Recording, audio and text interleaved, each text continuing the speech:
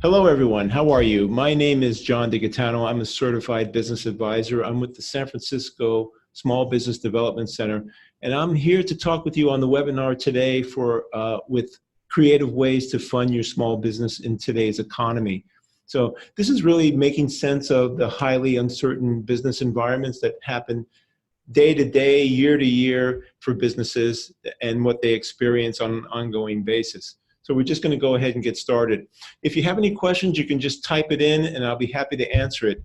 I'll either have it on the screen or someone will bring it to me, and so we'll work on that and try to get your questions answered. Okay, so we'll go ahead and get started. So I would say the greatest protective challenge for an entrepreneur and what they face during their stages of owning a business is finding and securing capital. It's really a never-ending search, and it's difficult to get the funding you need when you need it. And sometimes there's creative ways to get this to fund growth or use it for startup costs or expansions, like I said, or purchasing inventory and finding current projects related to operations and production. I mean to say funding current projects. So let's move on here and talk about a couple of things. Let's set the stage here. I want to talk a little bit about how things were then versus now. So this is thinking about 20 years ago, just about. So if you remember 20 years ago, search engine Google was just founded and Apple Computer unveiled their iMac. So it was only hard to believe just about 20 or so years ago. Matter of fact, Amazon is just celebrating their 25th year in business. Hard to believe. So also the world's first terrestrial television service was launched, and the U.S. Department of Justice brought an antitrust case against Microsoft. So you know how technology was really moving along. So it was maturing enough for e-commerce to come on board. A lot of this affected businesses both in the funding side and growth side. So as we'll get into in a little bit more detail here. So the yearly income this is overall for the United States, was $38,100, and the average monthly rent was about $600. Hard to believe, huh? So, well, we'll move on a little bit more here. So also the cost of living and so on back then was affected. So we'll go into a few things in history here. Bill Clinton was impeached for perjury. India and Pakistan tested nuclear weapons. The FDA approved Viagra for use. The average cost of a new home, this is once again for the United States, was $129,000, and a new car, hard to believe, was $17,000. Dozen eggs, 88 cents, and so on. I think you get the idea here, where things were a much simpler time. Nowadays, we have the good, the bad, and the ugly. Anti-immigration efforts affect the workforce, and there's the potential, at least when I created this slide, was the potential of trade war, but now it's in full effect. So that is a foreign policy concern as well, which affects funding as well. Housing constraints, interest rates remain low right now, but things can change depending on the availability and the need. So labor markets are tight, and rising wages are putting pressure on profits as well. So also there's a population shift, which is from the West to the West and the South, and that also affects businesses and where businesses are located, and they're able to find quality employees in their field. So, okay, so business owners were surveyed, and we asked them about running a small business, about whether it was harder then or now, and 59% said it was harder to run. It's harder to run a business now. 30% said it's about the same. 12% said back then. So, so those who think it's harder, it's because of the economy, technology, and competition. So all of those things, like I said, can affect funding. And like I said, I'll get into more detail there. So modern thinking is really more important than ever. So let's talk about what I'm going to show you on the slides here about these funding options. And I rate them either with low, moderate, or high risk. So it's not necessarily any rocket science, but it's based on the rate or the cost of the funding option, the general long-term risk of the business, the consumer spending risk that can affect revenue, and then there's a potential travel hesitation. It might be some kind of event that happened overseas or some international uncertainty. So all of those come into play, which affect rates. Okay, so understanding these rates, like I said, it's not necessarily rocket science. It's really an example like this. If the interest rate was to rise, what's the impact on the business? Well, is it low, moderate, or high? So it really depends on the quantity of the loans available out there, the product, and what banks or alternative lenders are willing to offer to a customer at any given point in time. Okay, all right. So we're going to move forward here. So do banks approve small business loans? Well, actually, it's hard to believe, but big banks, only around 24% of small business loans. And then smaller banks, like your community bank, is a much higher rate. Usually they have a little bit more flexibility on their loan parameters, and that's around 49%. And then there's alternative lenders, which approve around 58%. Alternative lenders are a group of creative organizations that think outside the box and are willing to help startups. And so it really depends on the industry and what their parameters are, and a lot of them have different ideas on who to fund. So let's talk about debt versus equity, so I make sure that you understand this. There's two basic ways to finance a small business. There's debt, which is either a loan or a line, provides an amount of money for a limited period of time. You have to repay it within a specific time. And a loan is a specific amount, and it could be secured by assets or personal guarantee. And it might be 5, 10, 25 years, could be like that, and it's a specific payment. A line of credit is almost like a giant credit card where you use it and then pay it back and use it again and pay it back and so on. So all of these can be either unsecured with no assets or attached to some kind of asset. So that is a debt side of it. Now the equity side is either selling a part of the business, also known as an equity stake, where the person who would give you this money is thinking about what they want. This is something you don't usually have to pay back. It could be a loan or a combination of equity and a loan. A new equity owner gets benefits, either voting rights,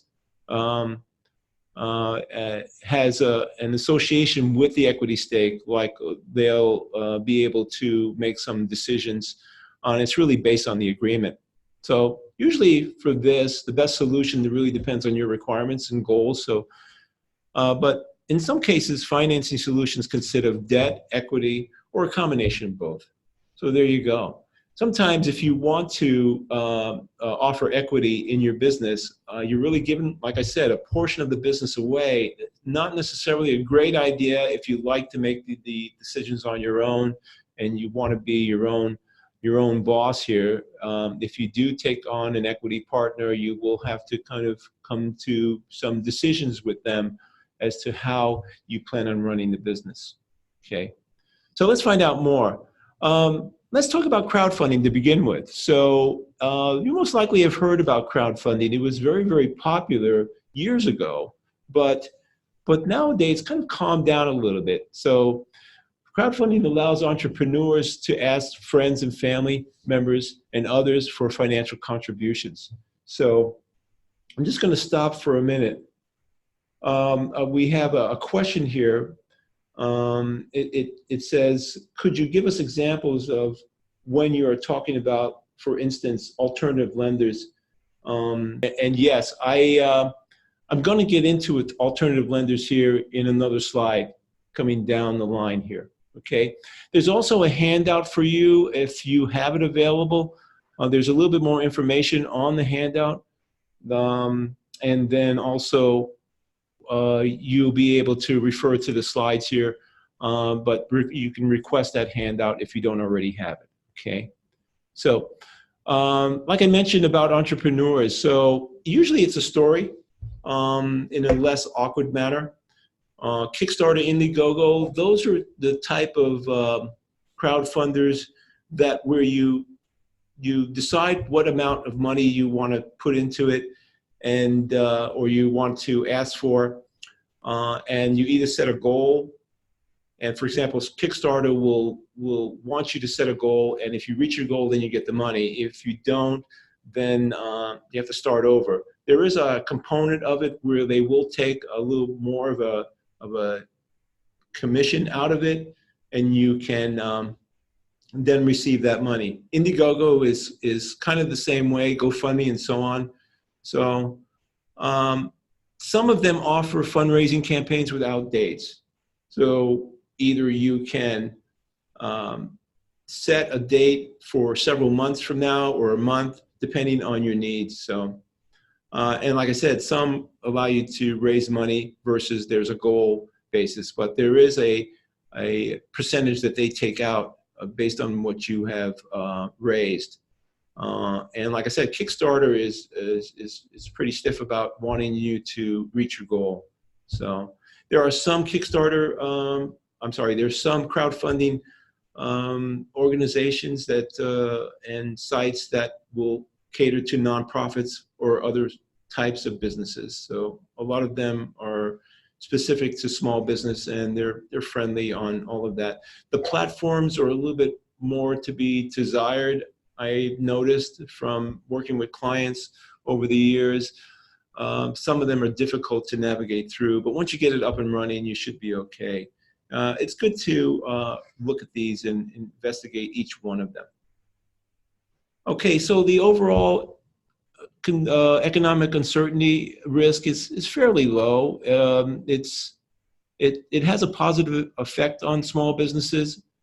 It shows or showcases projects to the entire world, so it may be something that you want to highlight that's important to you, or important in the news, or something that is a common cause.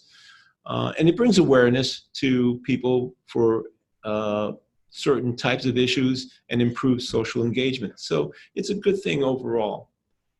The next one is angel investors. So this is for private individuals or for small groups of executives who want to invest, and they'll want to provide money or expertise or guidance along the way, but they really do want to see the business grow. I mean, that's their goal. So they'll be looking at your financials to make sure that you understand exactly what you're doing.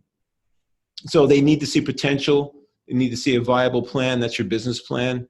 And they have to be registered through the Securities and Exchange Commission as for a transaction. And the business really needs to demonstrate a good working knowledge of the market. So in this case, if you're wanting to talk to an angel investor, it's in your best interest to work with an attorney and a CPA to structure this equity in the proper form. So, okay. Yeah, I got a question here from Michelle or Brittany that says, will we receive the handout via email? Yeah, I think if you don't already have it, you just need to request it. Okay. All right, so we're going to move on. Okay, so angel investors, it's really a moderate risk. So the impact on this is angels really have boosted the economy from their activity. The entrepreneur development really is worthwhile here from angels. They have funded lots of different businesses, and these are most likely are businesses that they think are going to boost revenue very, very quickly. With traditional banks and so on, and those loans have become more complex, it's usually more attractive to work with an angel investor because you can put together the guidelines that work best for you and the investor, as opposed to the bank, which it has some real stringent guidelines when it comes to loans. But once again, this person or investor, so to speak, has a stake in your business. Okay. We have another question coming in. How do you find an angel investor? Okay, there is, I think it's the next slide. No, it's not. Okay, let me get to the venture capitalist, because there is a site that you can look at that might give you some leads for angel investors. And actually, angel investors are all over the place. They might be, they're high net worth individuals. Sometimes they run an organization. Sometimes they are in the community, and you may be able to find them through Chamber of Commerce's. They are not listed as angel investors, but centers of influence. Or you can find your local economic development board, and they may also be able to help you as well.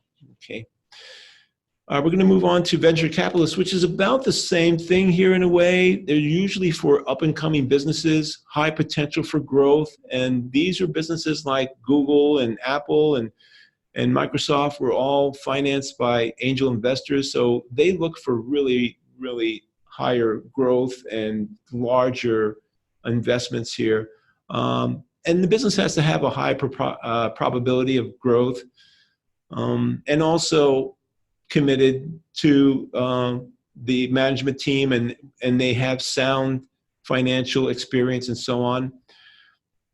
There is a site here called Thrust Fund, which businesses that offer a percentage of future earnings in exchange for upfront undesignated funding. So what this is that they will kind of match up a venture capitalist with a business, and then there's a particular offer that comes along. So you might want to research that. So for a venture capitalist, you have to understand the risks and control and the legality of all of that, and if there's any potential of enforcement in the agreement. So it's always best to have an attorney review any type of agreement you are planning to make with the venture capitalist.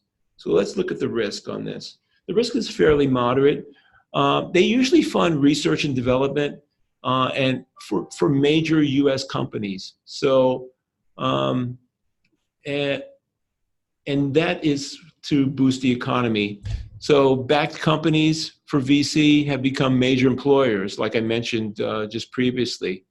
But I'd have to say over the years, there's been a 25% net job growth for public corporations since 1974. But however, that has been reduced over time. So things have kind of calmed down for venture capitalists over time. Let's see, we have another question here. No, we don't. We don't have a question. Okay, I thought we did. All right, let's move on here.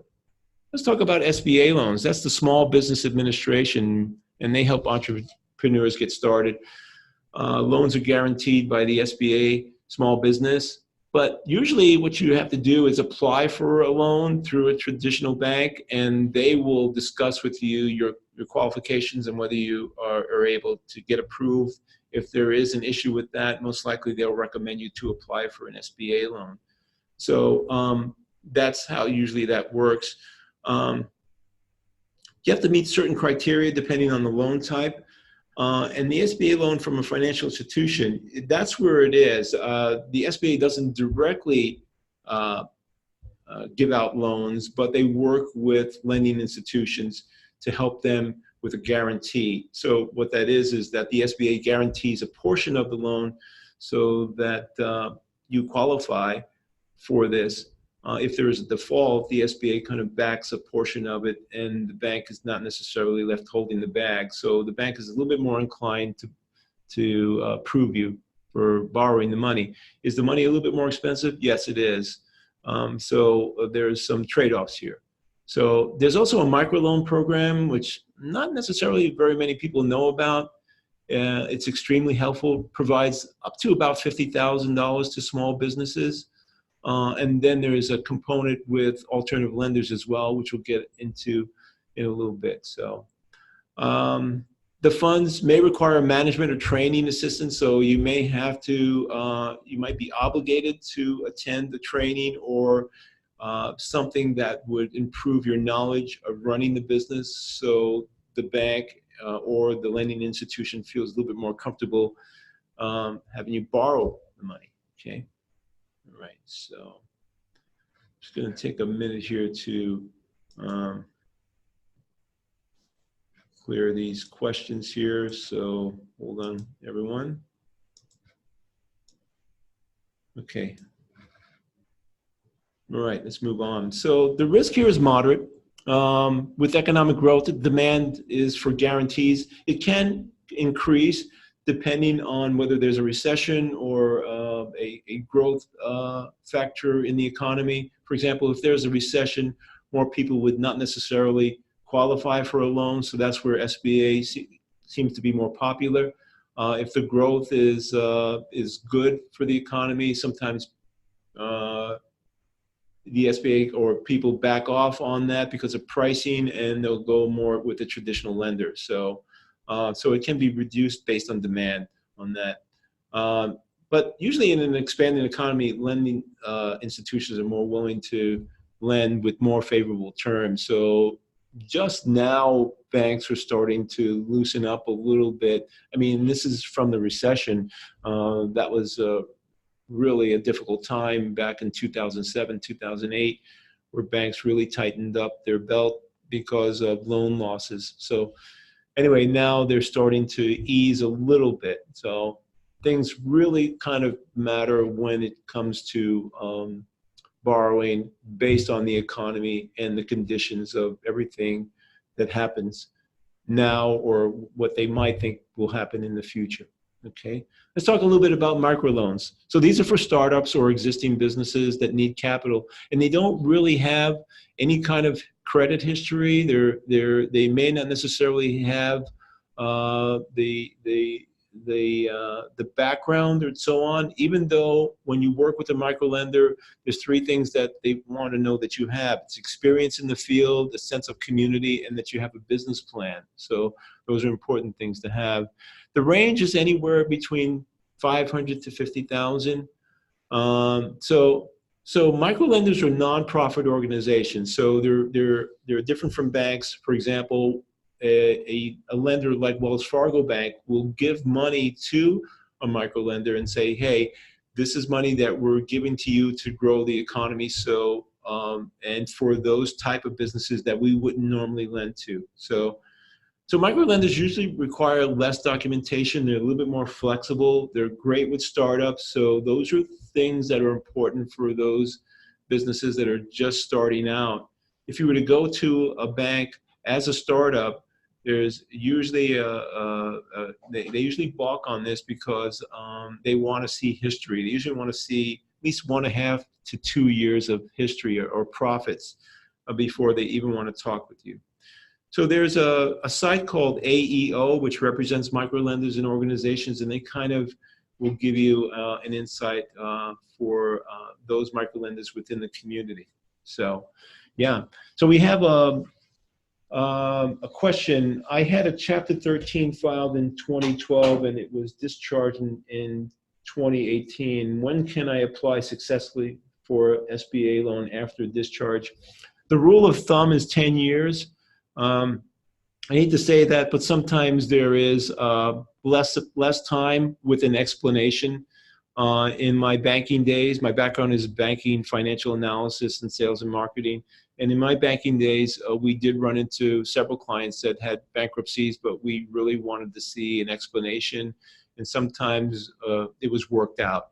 So the answer to this question is it depends, really. So you might be able to have a little bit more of a chance with an alternative lender. So we can talk more about that. Like I said, they usually require less documentation, or a little bit more flexible. So it depends on whether it's a community bank or whether it's a larger bank like Wells Fargo or Bank of America, whether they're going to stick to their loan guidelines. And the rule of thumb is about 10 years. Okay, so, all right, I'm going to move on.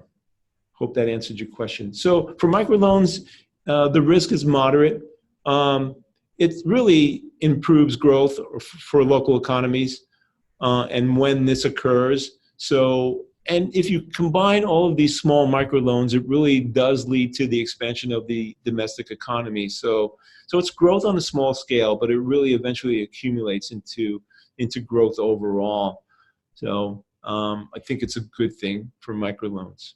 And we've had quite a bit of businesses that have applied for microloans and have been very successful on these. So, and once again, I just want to make sure that I covered this. So remember that it's experience in the field.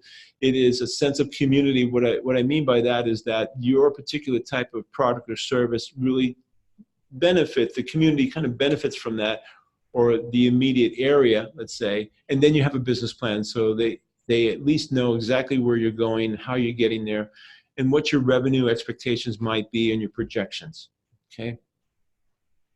Okay, so personal financing, everybody tries to do this. Is kind of risky. It prevents traditional lenders, I mean, and it's what prevents traditional lenders from approving loans. So because startups are risky. So this may be the easiest way to finance and using your own money.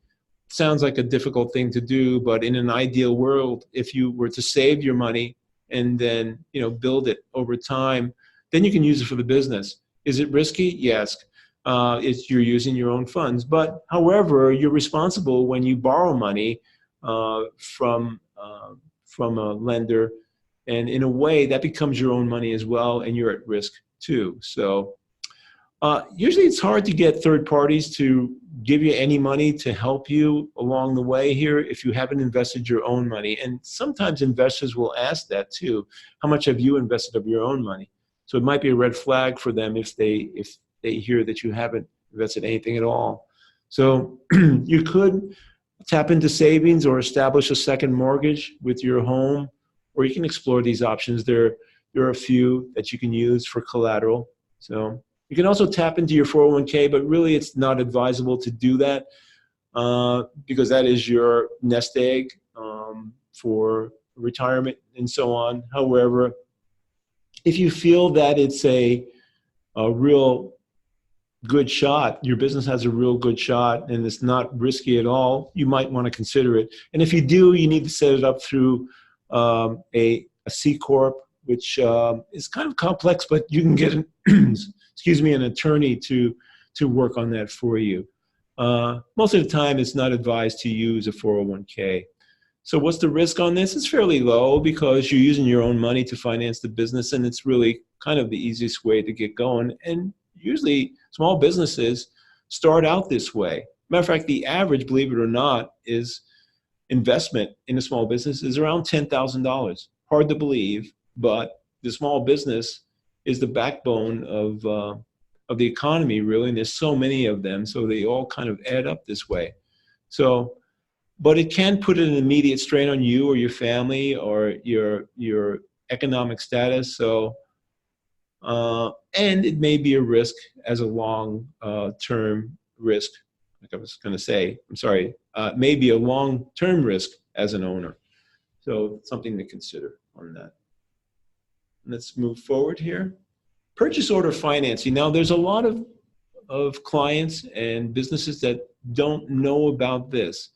So it's a good choice. However, it can be a little bit expensive. What a purchase order financing is that you sell to Walmart, let's say. They give you a purchase order, an order for 10,000 widgets, and you have that purchase order, that invoice. You can actually use that invoice as collateral. And so you can take the money that you get from that and actually fund the manufacturing of that particular product so that you can actually send it to that company once it's completed. So that's how purchase order financing works, but it's usually it's for manufactured goods with about a 20% margin or more at least. at least. So it's also called factoring, and it can offset cash flow. And I've seen clients use it from time to time.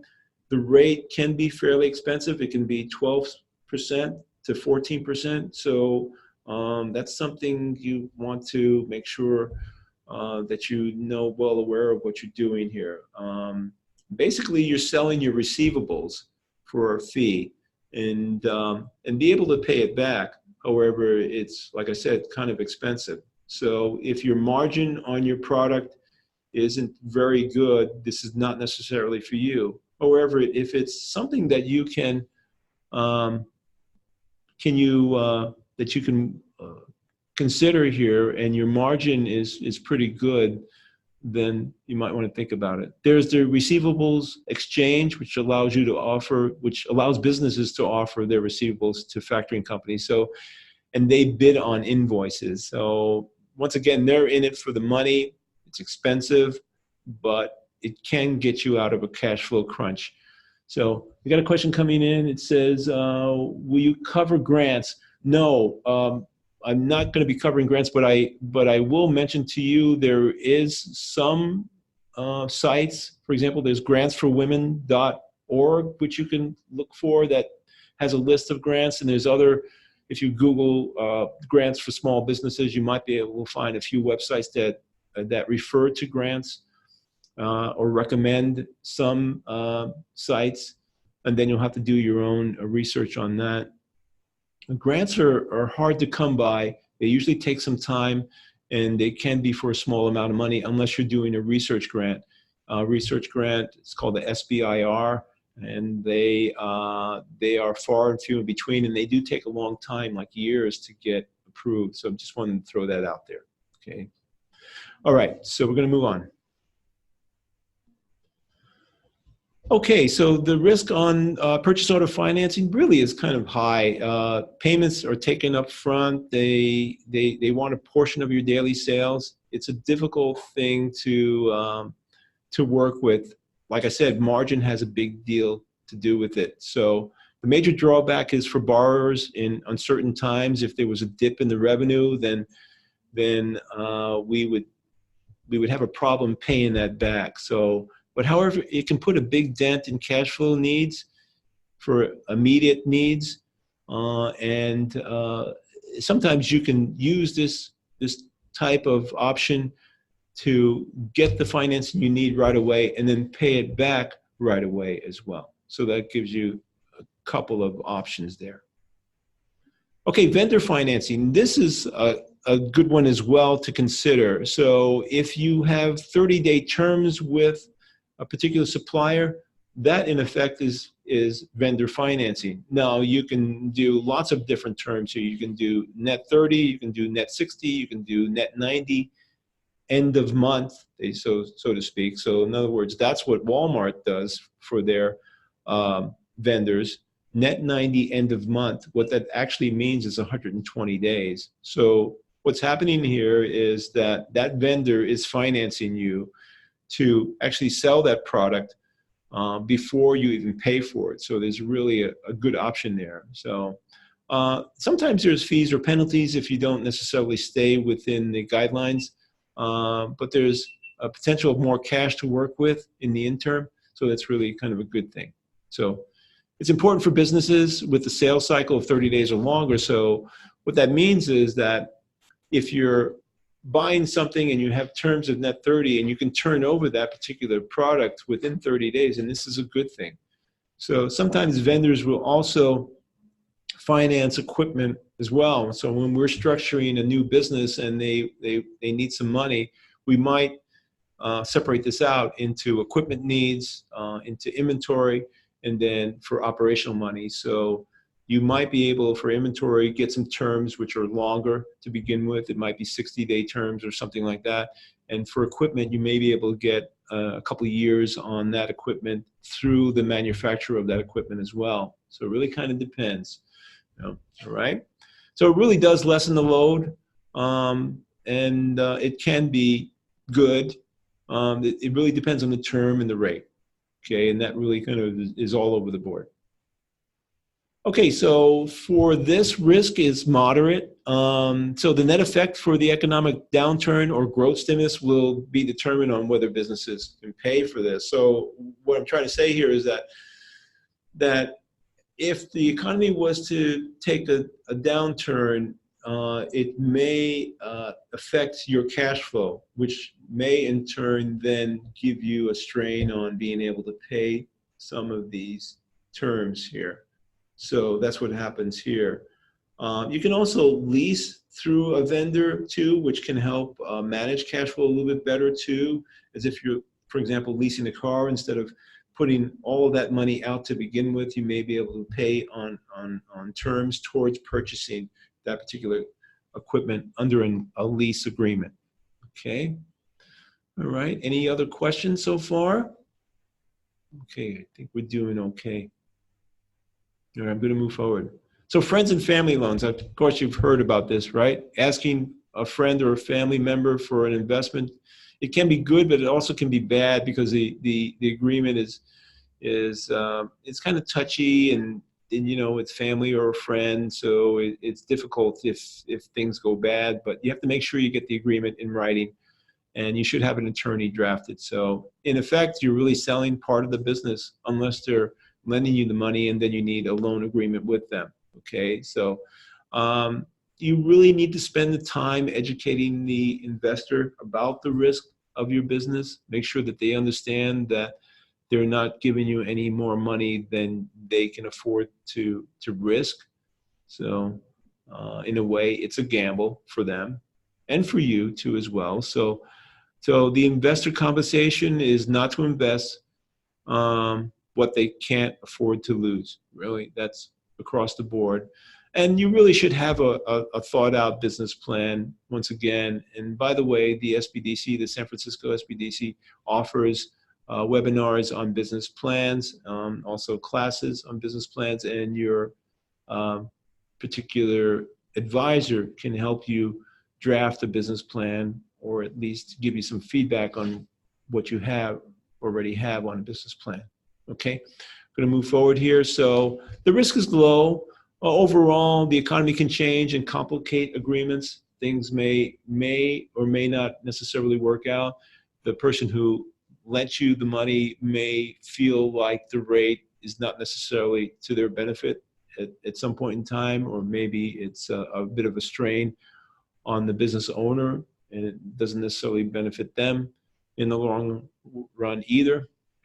There's social and financial considerations as well with accepting a loan from a family or friend. And a lot of times I hear this, the lack of clarity and expectations, it was not really specified in the loan agreement. So you have to make sure that that does happen. I'm hoping when you have this handout, at least you have these guidelines that you can go by. So there can be tax issues too for insufficient loan documentation that can expose an investor to IRS scrutiny. And what I mean by that, if the agreement is really not documented, then you know the IRS is going to want to know exactly what's happening here. So it's good to make sure you get an attorney involved with any kind of agreement. Okay. So all right. Let's talk a little bit about contests. Now, sometimes people say, well, what do you mean about contests? Well, really, there's a lot of money in contests there. If you have a real solid business plan, you may want to consider presenting it to a local, state, city organization to host they host competitions. And it allows you to pitch to investors, receive monetary prizes. I've had clients that have won competitions and based on their business plan, and it has worked out for them. I mean, the amount can vary. It can vary from $1,000 to $25,000. So it gives you lots of exposure, gives you cash injection, expands the network of business to business and the peers of experts and so on, and potential mentors and investors. So here's a list of those that offer these competitions: FedEx, Shopify, the U.S. Chamber of Commerce, Innovator, and a few others there, as you can see. You can also go to grasshopper.com and look for those competitions listed there and when their deadlines are. Okay. So the overall risk is low. I mean, contests lead to collective learning, and all of the contests I've seen really did positively stimulate the local economies. So it's been a good thing, and it's innovation that is encouraged here. So it improves relationships, and it's a major element of the 21st century, really, the competitive thinking. So competition improves industry knowledge and customer emphasis, and it's exactly what it is. So it's a good thing overall. I would suggest looking at that. Like I said, you do need a business plan. So if your business plan is really good, and I'm not talking about 2 pages of business plan. I've seen business plans anywhere from 2 pages to 60 pages.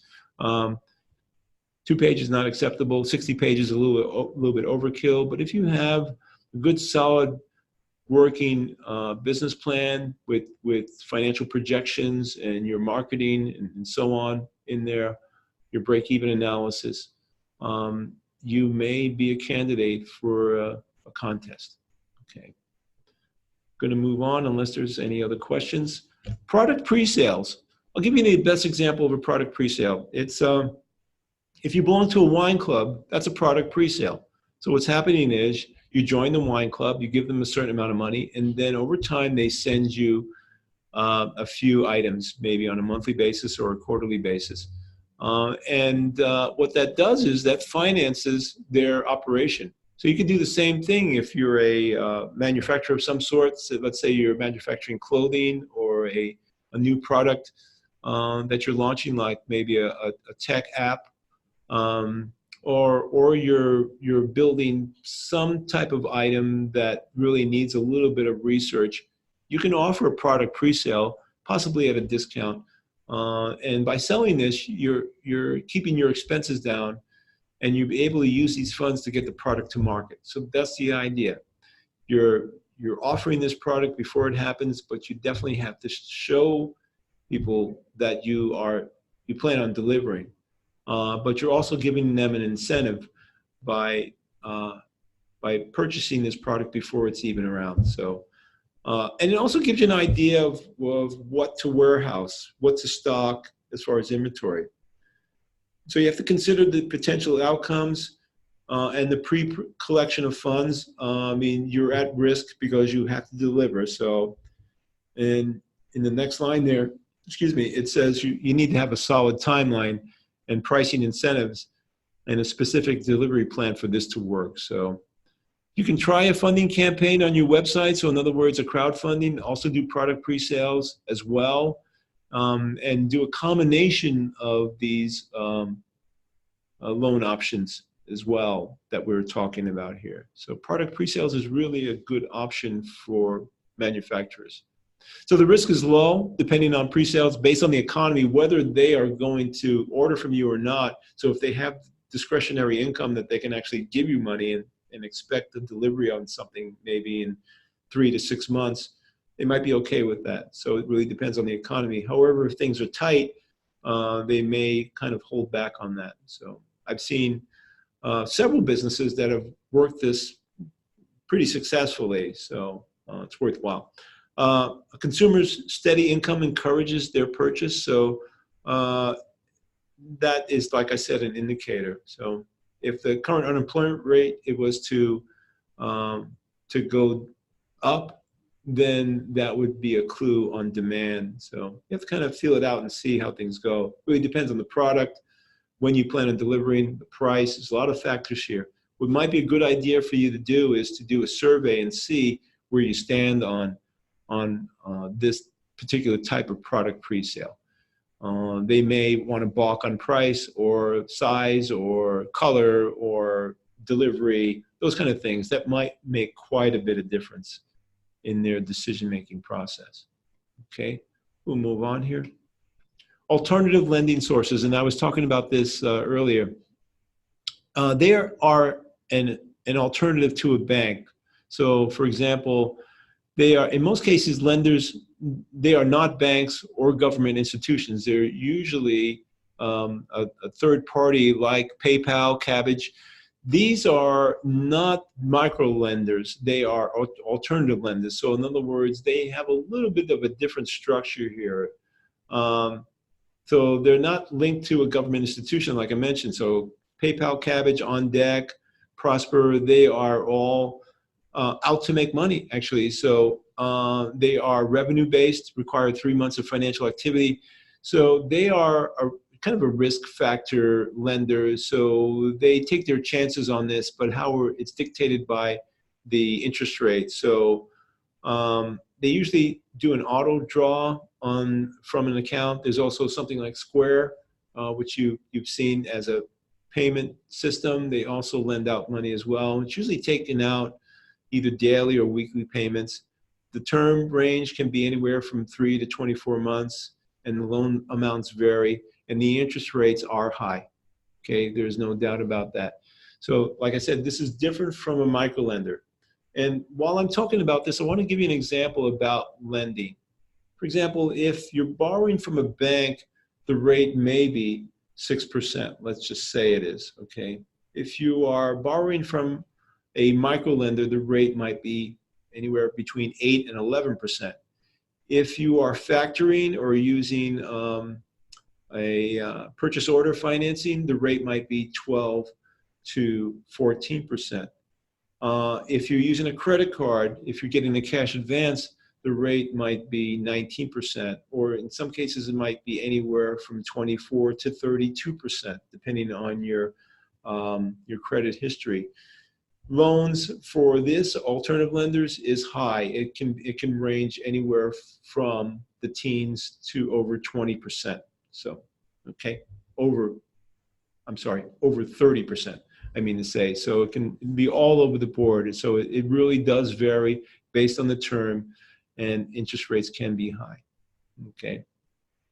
So the risk here is moderate. These lenders generate economic activity that wouldn't normally necessarily happen. So what I mean to say is that this particular business may not qualify for anything else out there, but they do qualify for this, depending on the risk of the type of business and the product or service, or what they plan on doing with the money. Really kind of depends on whether they're able to pay it back quickly. So, and so businesses can have time, credit, or budget issues that preclude other loans, like I mentioned. So this might be one of the only other alternatives. So it's usually a short-term use product to purchase inventory, business equipment, hire, or do some marketing plans or employee retention, things like that. But usually it's for something that they know they can recover from, the business can recover from fairly quickly. Okay, alternative lenders. Let's talk a little bit about credit cards. I hear all the time that businesses leverage 0% credit cards that can fund businesses, and it's a common occurrence. However, you have to make sure that you know the time frame on credit cards, when the term ends for your 0% credit card, because that interest rate will creep up and come into play before you know it. And so you have to know when that is going to happen and whether you're going to move to another credit card. In other words, to transfer funds to leverage another 0% credit card. So it takes time to pay off. Rates eventually get significantly higher. So this is really a risky factor. So cash advances is kind of a last resort, like it says there, and the rate can be high. But once again, this is a short-term thing. If you can accelerate those payments, that is the best thing to do. And so this is for, like I mentioned, a short-term sprint of money that you may need. And I think the best thing to do for you to research is to go to NerdWallet. It's nerdwallet.com, and you can research over 1,200 cards there and compare them side to side and see where you stand on that.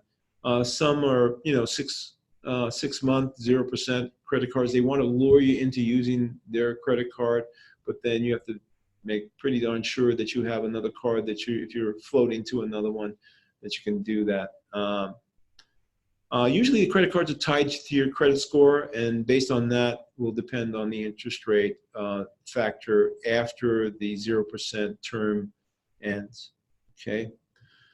So the overall risk here is high. Businesses usually make smaller dollar purchases with this. And I'm not talking about traveling maybe to a conference or something and using your credit card. I'm talking about using it for operations or inventory or other purchases for the business. So it can generate unexpected revenue though, however, and can stimulate the economy though, but on the short term.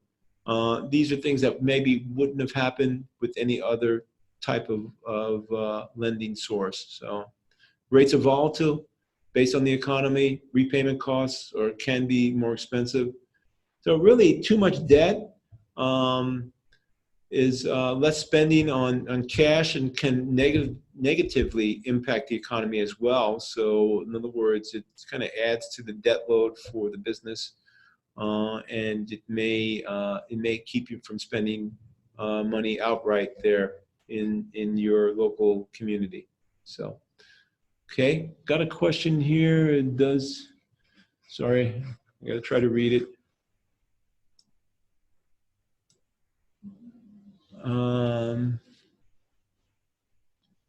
I'm sorry, I got to read this here. I'm going to put on my other glasses.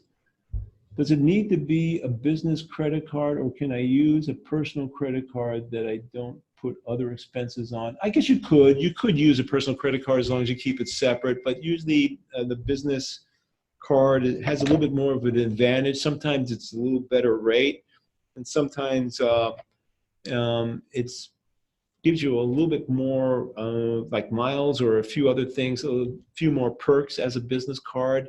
But yes, you can use a personal credit card as long as you keep it separate and you know exactly what expenses you're using it for business purposes. So I hope that answers your question. Okay. All right, we move on here. Okay, peer-to-peer lending. What this is a platform that connects borrowers to lenders, okay? It facilitates both the loan seeker and the loan giver. So the rates are fairly low, and the application process is well, it depends on the borrower and the lender and so on, and their relationship. But the decisions can be accelerated, and it has proved to be a big success in this modern world nowadays, peer-to-peer lending. It offers improved, it has improved the financial landscape, and they actually gained a foothold when banks decided they weren't going to be lending as much to businesses. So peer-to-peer lending kind of came into play. So these are lenders like, or they're called Upstart, Funding Circle, Prosper Marketplace. You might have heard of some of these, okay? And on your handout, there is a list of those different types of lenders. I'm gonna go back there for a minute. And there's several others that are there, and the range can be anywhere from 5 to 25,000, and it really kind of varies on what they really go for. Some are education-based, which means that they will base on your experience or your educational background. Some are based solely on experience in the field. Some are the type of business that you're in, that type of industry. That's where they match up a peer-to-peer. So it really kind of depends on all of that. What is the risk here? It's kind of moderate to high. Peer-to-peer lenders may find their advantage over banks as the interest rates become eroded. And interest rates rise, so they might be an advantage to banks. Interest rates kind of move back and forth now. Right now it's looking like interest rates might lower a bit, but it really depends on supply and demand out there as far as whether banks will change their rate. So credit cards can become more competitive for pricier, less credit-worthy borrowers. So what I'm trying to say here is that credit cards are in a way in competition with peer-to-peer lender. It's a lot easier to get a credit card and get that rolling get issued to you than having to work the logistics of a peer-to-peer lender. But once again, peer-to-peer lenders usually have some knowledge of a particular industry, and that's where their passion is, and that's where they want to help. So that's matching that up with the business. It takes a little bit of time. So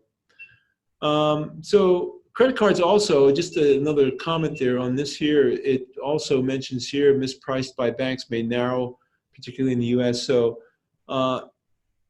yeah, banks kind of misprice borrowers too, or they might ask for a credit score specifically to create or to reduce their losses. So they might ask for a credit score of 740, let's say, and your score is 710. They won't even talk to you because of that. So those are kind of things that they think about, and then they'll price the loan based on your credit score as well. So it's really kind of a challenge on that. I have another question coming in on the site. Okay, it says here, do product pre-sales accept minimum viable products as well? Minimal viable products. Well, it really depends on the purchaser. So these are individuals that you're doing product pre-sales to. So they will kind of dictate whether they're going to accept that offer or not. So I think the most important thing is to make sure you convince the buyer that this is a viable product, not a minimal viable product. So in other words, it certainly is a good item and a worthwhile investment to them. So, and that might also help with some kind of feedback, feasibility study that you kind of show with individuals, or maybe reviews. You know, for example, when you buy on Amazon, you see the reviews and you kind of rely on those reviews to see if it's really a fairly good product. And a lot of times you'll see sometimes the reviews aren't that great, so you kind of balk on that. But however, if you see the majority of the reviews are positive, then that might encourage you to buy. So a combination of reviews and also a feasibility study that you can share with your customer might help. Okay, hope that answers your question. Okay, we're going to move on here. Business loans. Business loans, these are traditional loans through a bank. So a line of credit, a revolving line of credit that can be used when you need it and paid back on a regular basis. Actually, every business should have some form of credit available to their business. And usually it's an unsecured line of credit. So if you're in business, if you've been in business for a while, you might want to go to your bank and ask them for an unsecured line of credit. What that is like a giant credit card. However, you don't necessarily have to use it, but it's there in case of emergency. So usually for entrepreneurs, they want a business to be in business for at least 2 or more years. And it shows that you do show a good track record and a good risk to raise capital. So conventional businesses loans benefit a low fixed rate. So it's one of the better loan rates out there. And like I mentioned, based on risk, that's where the interest rate rises, okay? And based on term, whether it's worthwhile for you. So it does require more documentation. They've gotten really stringent on their terms and payments and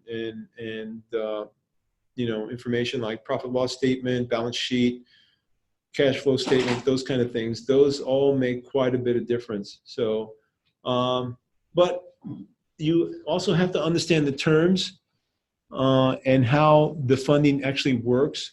And I found in my banking days that a lot of businesses really didn't understand the terms and conditions of the loan. And in my responsibility to my staff and managers, I would always tell them, listen, I want to make sure you explain this to the business owner or the consumer. Exactly what does this entail? So, but it can stabilize finances. but you should be able to stabilize finances with the loan, but also banks usually want to see that your finances are stabilized before the loan request. So, but I think the most important thing is that you have a proven track record of generating cash and profits, and you are building assets. Okay. We have a question here. Is Fundera another example? They pulled my SBSS score, and Bluevine offered me a line of credit of simple interest of 8.9 for 26 months. We'd be talking about SBSS score model today. No, okay. If I understand you correctly, that yes, loans are based on credit score in most cases. So if it shows like there's a likely risk there, the interest rate is going to be high. However, there's other lenders that will take other things into account. And it may be, like I said, experience in the field, it might be education and so on. I'm not really familiar with Bluevine. And a simple interest of 8.9% line of credit for 26 months. That sounds like a term loan, not a line of credit, but so I'm a little confused on that. So I don't know if I can actually answer that question. I'm sorry about that. Okay, let's go back to business loans. What is the risk? It's actually moderate. The economy will affect the interest rate and the credit availability. So there might be some risks there. If the rate is high, then there's certainly a little bit more risk for you. It's really a process that every business should understand as a part of financing. And like I mentioned, every business should have some form of credit under their belt to use in case of emergency. It's best to take advantage of credit and lower rates when they're available.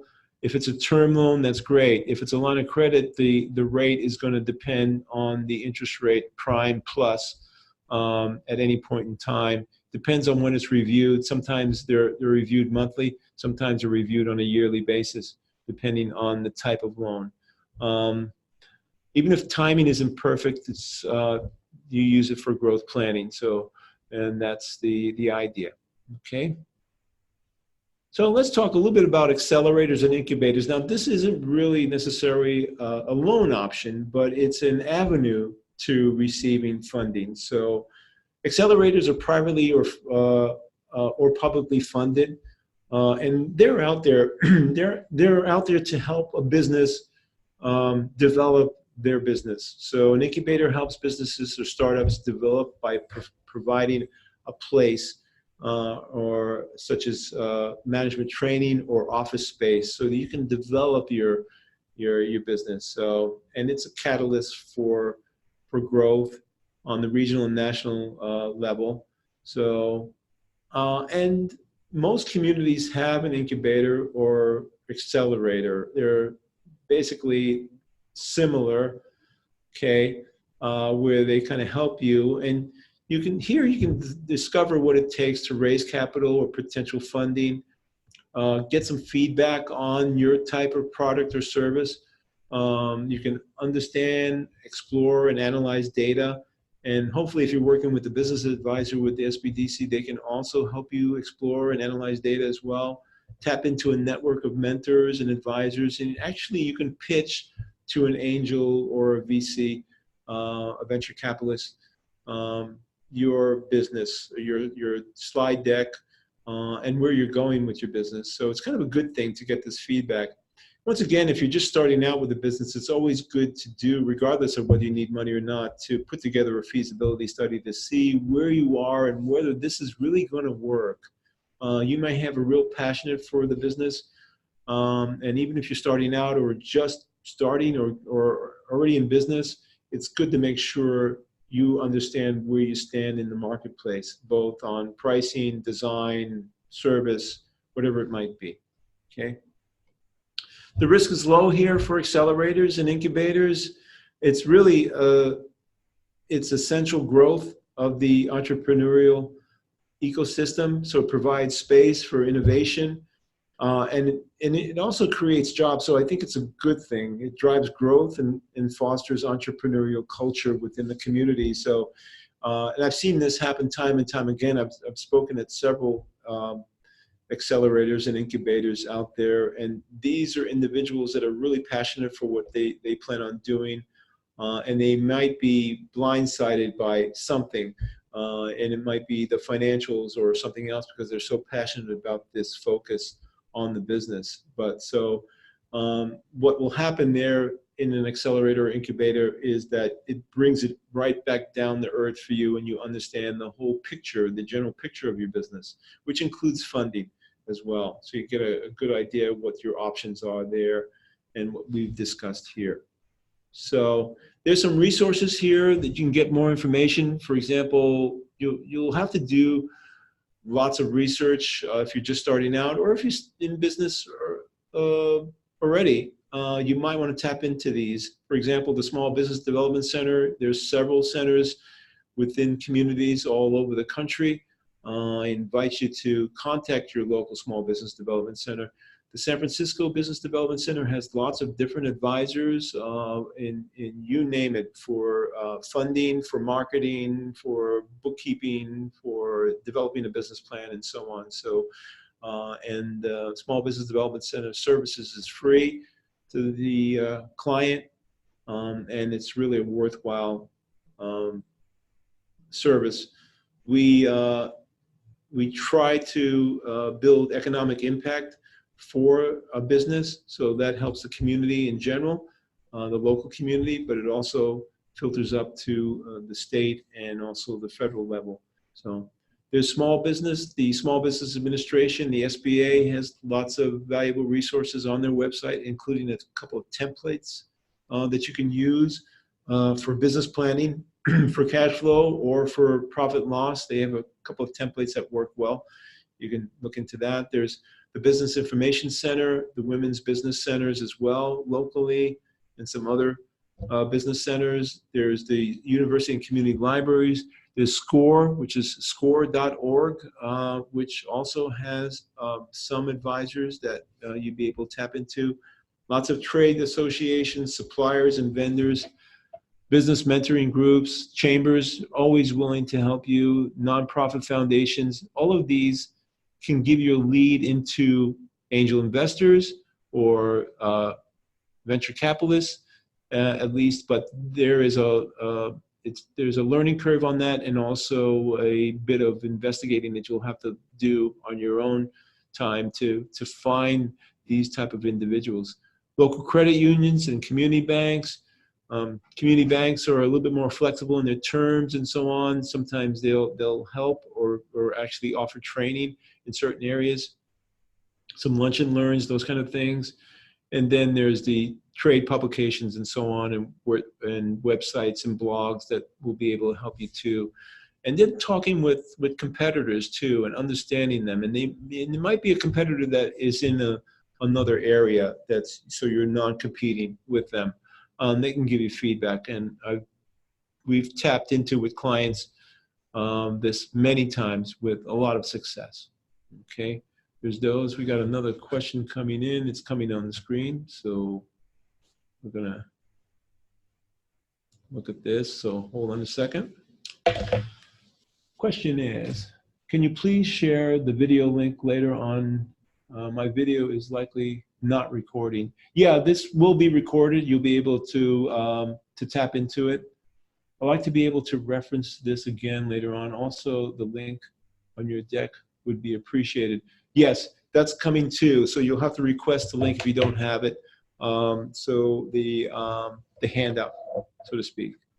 But yeah, all right. I'm just going to move forward here.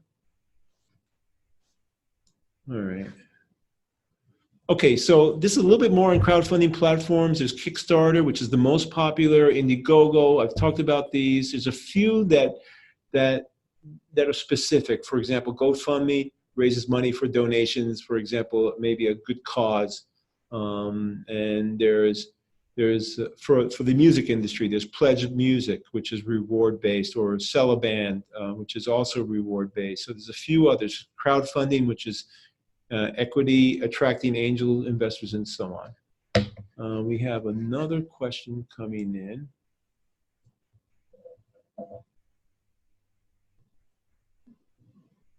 Okay, it says, if you're open to questions, we are a manufacturer business. I haven't heard you talk about lines of credit. Can you unpack good lines of credit lenders? Can you unpack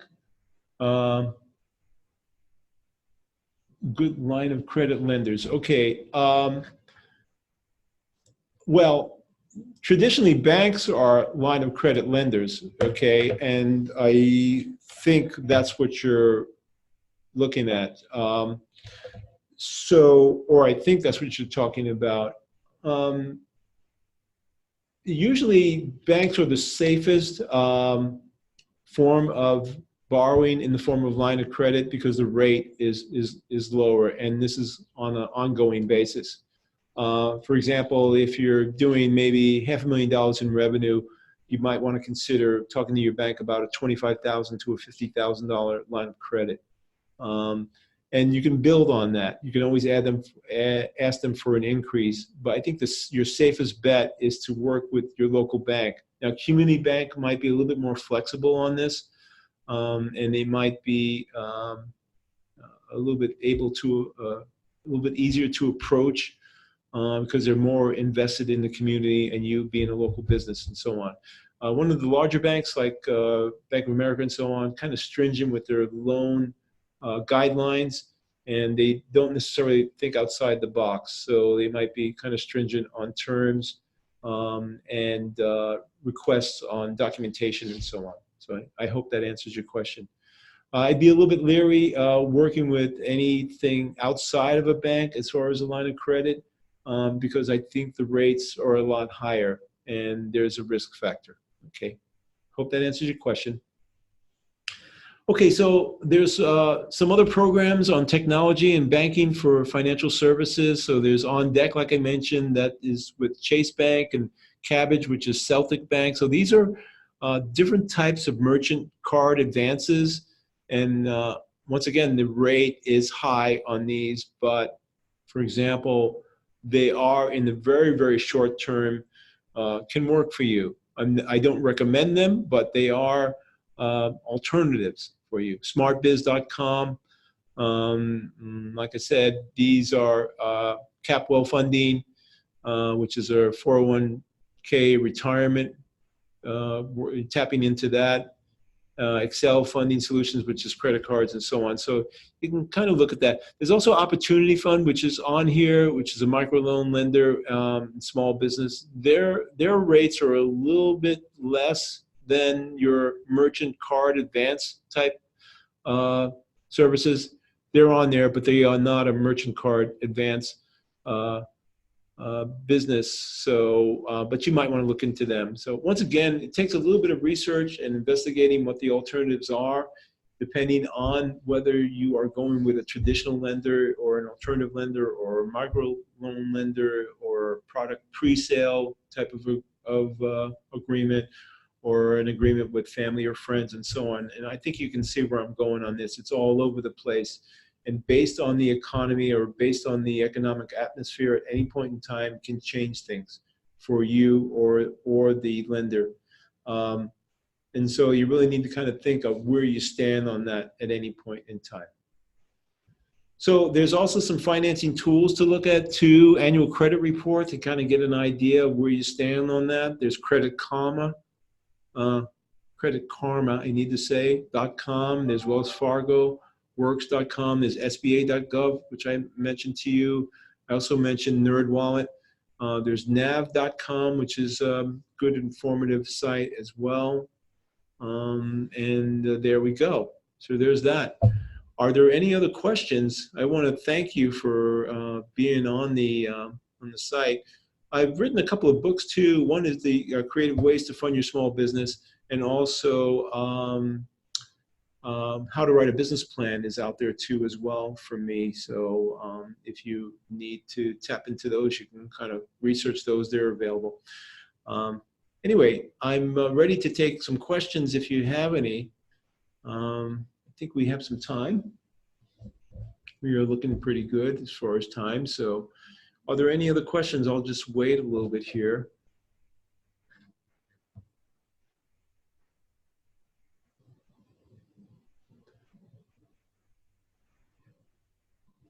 Okay, I have another question coming in. So let me answer this, John. Okay, we are an app developer for automotive. Okay, and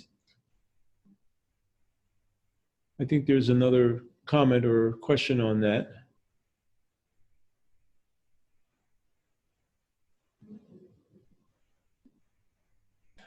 Yeah, can we find microloans? Yes, you can, absolutely. Like for example, you might be able to go to a peer-to-peer lender. There's also, I've worked with clients on the microloan side for intellectual property or apps as well. So that's certainly a possibility. There's a few local ones like Working Solutions. There's Main Street Launch. There is that other one here, which I always forget their name. It is Opportunity Fund.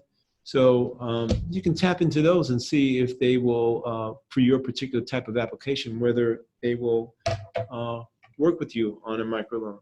There's also, like I mentioned, peer-to-peer, which you might want to consider as well. Okay.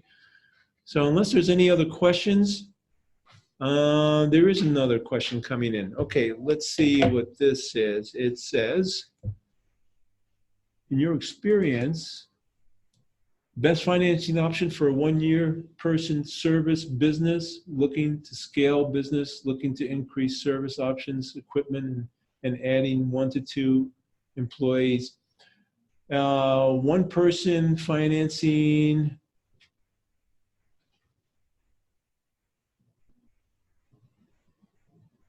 one person service business to scale their business, increase options. Depends on how long you've been in business. Okay, are you profitable? Doug, can you answer that question?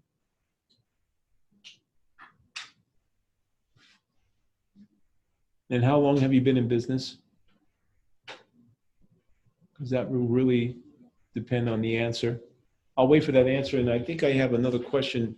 But Doug, okay, you've been in business for 10 years. So, okay, are you profitable, Doug?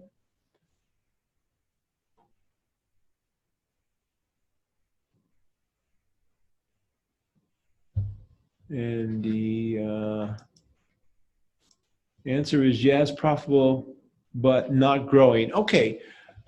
I mean, you are a perfect example for a lender. I mean, you might want to try a traditional lender to start with.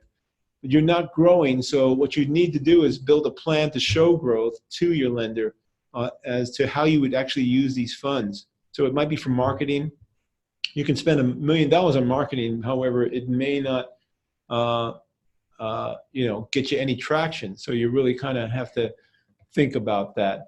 I would start with a traditional lender to begin with and see where you stand on that. They're going to want to look at your financials and work on it from there. Okay. Hope that answers your question. We have another question that says SBDC can help identify the right type of financing and package for your loan. You can request a no-cost or one-on-one counseling with Jock. So in other words, you can contact the SBDC, the San Francisco SBDC, and we can identify the type of loan for you that you might that might work best for you. Okay, Jess has a question here. When you are first getting started, do you need to get a bookkeeper or accountant to do your taxes, reconciliation, or is it okay to do it yourself? Well, I think as long as you keep track of your expenses, your cost of goods, if you're a manufacturer, and your revenue and your revenue streams, and you really can plot that out on an Excel spreadsheet, you can do it that way. You have to show a profit loss and your break-even analysis and your cash flow and balance sheet to a lender, okay? If you're not familiar with that, you can certainly learn, but it's good to have a good bookkeeper, an accountant to get you started on that so you learn that, okay? And then also, it's very, very good for you to tap into this on a regular basis to make sure that you um, are moving in the right direction, and learn the lingo that a banker would understand. So that is really to your benefit. I hope that answers your question. Guys, when it comes to lending, it's always good to start with the cheapest rate, and that would be a conventional lender. A conventional lender is a bank or a credit union, something like that. The rate is always lower in there. Okay. Um, so I think we have concluded our webinar here. I hope you enjoyed it. Thank you so much for participating. Once again, my name is John DeGaetano. I appreciate you being on. Thank you now.